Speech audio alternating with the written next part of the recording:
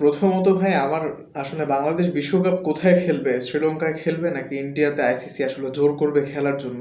এটার চিন্তায় ঘুম হচ্ছে না। যদিও আইসিসি আসলে অনুরোধ করছে আমাদেরকে পর্যালোচনা করে দেখতে। মানে আইসিসি এই মুহূর্তে খুব কড়া নির্দেশনার মধ্যে আসলে নেই। তারা ডাউনের দিকে আছে। মানে তারা সিদ্ধান্তটা বাংলাদেশের পরে আসার সম্ভাবনা বেশি।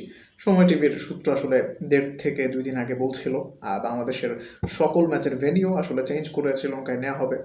তো সেটা নিয়ে আসলে আমি চিন্তিত। হ্যাঁ, যে বাংলাদেশের আসলে শ্রীলঙ্কায় নেওয়া হবে কিনা। হ্যাঁ, সেখানে নেওয়া হলে শ্রীলঙ্কায় তো আমরা জানি স্পিনটা ভালো ধরে। তাহলে আমাদের কি এক্সট্রা কোনো স্পিনারকে আমরা অ্যাড করাবো কিনা? আমাদের যেহেতু পেসার বেশি, অ্যাটলিস্ট ৩ জন পেসার আমাদের খেলে। এটা কি ২ জনে আমরা শিফট করে আরও একজন এক্সট্রা স্পিনার আমরা অ্যাড করাবো কিনা? কাকে অ্যাড করানো যেতে পারে?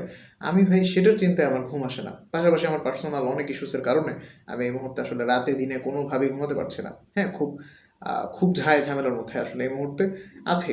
এদিকে আমি ফেসবুক ওপেন করলেই দেখি যে মানে ফাজলামি চলছে একটা, মানে ফাজলামো হচ্ছে, সিনেমা চলছে, চলিতেছে সার্কাস। কি সার্কাস চলিতেছে? আপনি এখানে দেখবেন আমাদের কোয়াবের প্রেসিডেন্ট মোহাম্মদ মিথুন তিনি ভিডিও বার্তায় বলছেন কালকে তারা ম্যাচ বয়কট করবেন কোয়াবের সকল ক্রিকেটাররা। তিনি যেহেতু প্রেসিডেন্ট, তিনি বয়কট করা মানে সবাই হয়তো বয়কট করবে। তো ভাই এটা ভিডিওতে বলার কি আছে? আপনি বিসিবির সাথে কথাবার্তা বলেন, বিসিবিকে ভিডিও বার্তায় সেটা প্রাইভেটলি পাঠান, সব কিছুর একটা সিস্টেম থাকার কথা। সেই বিসিবির ওই পরিচালক এম নাজমুল তিনি যেমন একটা ব্লান্ডার করেছেন, তিনি একটা দায়িত্বশীল জায়গা থেকে ভাষার সঠিক ব্যবহার তিনি করতে পারেননি, মিসইউজ করেছেন। যদিও তিনি প্রাইভেটলি করেছিলেন, তিনি তো অ্যাটলিস্ট প্রাইভেটলি করেছেন সেটা, তাই না? পরবর্তীতে তাকে জিজ্ঞাসাবাদ করা হলে তিনি আসলে উইথড্র করেননি তার কথার, সেটা তার ভুল। দায়িত্বশীল জায়গা থেকে কেন এই ধরনের ভাষা ব্যবহার করবেন সেটা নিয়ে কিন্তু আমি বলেছিলাম তার আসলে পদত্যাগ করা উচিত। সবার আগে আমি বোধহয় এই বিষয় নিয়ে ভিডিও বানিয়েছিলাম।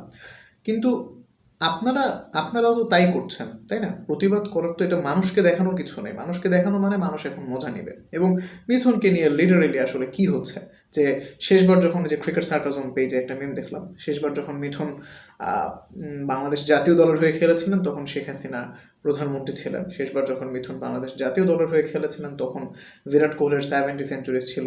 তখন রোনালদোকে GOAT, greatest of all time বিবেচনা করা হতো। মেসির বিশ্বকাপ ছিল না। এরকমই তো হবে, এটাই তো হওয়ার কথা, তাই না? মানে আপনি সরাসরি এভাবে ভিডিও বার্তায় মানুষকে কি মানে এটা সিনেমা দেখাচ্ছেন? এই সিনেমার তো মানে হয় না। আপনারা না খেলবেন অ্যাবসোলুটলি ফাইন, কোনো সমস্যা নেই। আপনি এটা বিসিবিকে অফিসিয়ালি মেল করে বলেন না। মানে বিসিবির সেই পরিচালক যেমন পেশাদারিত্বের কোনো ছিটে ফোঁটাও দেখাতে পারেননি কয়েকটা প্রেসে, আজকেও তিনি যাচ্ছে তাই ভাবে কথাবার্তা বলেছেন, আপনারাও তো তাই করছেন। কিছুই আসলে ঠিকঠাক মনে হচ্ছে না আমার কাছে। আপনার কাছে কি মনে হচ্ছে? কমেন্ট করবেন। আসসালামু আলাইকুম।